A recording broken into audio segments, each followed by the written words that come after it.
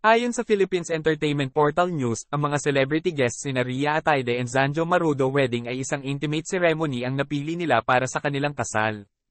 Noong Sabado, March 23, 2024, pinangasiwaan ni Quezon City Mayor Joy Belmonte ang civil wedding ng mag-asawa, na sinaksihan lamang ng kanilang mga kapamilya.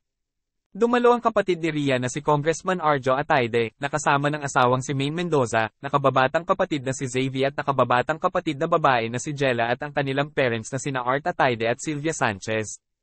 Ang pamilya ni Zanjo ay kinatawan ng kanyang ama, si Zosimo Marudo, at mga kapatid na sina Zosan, ZJ, Zaini Jean, at Zandro, na dumating kasama ang kanyang asawang si Evangeline.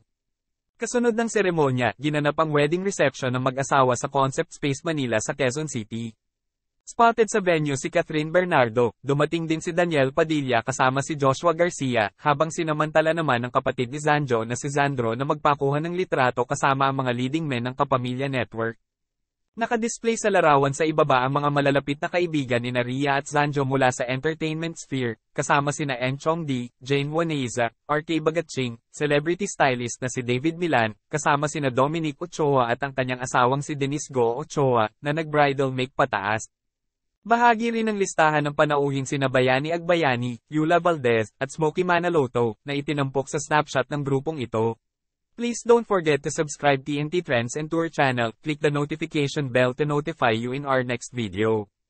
And please like and share and comment down below. Thank you for watching.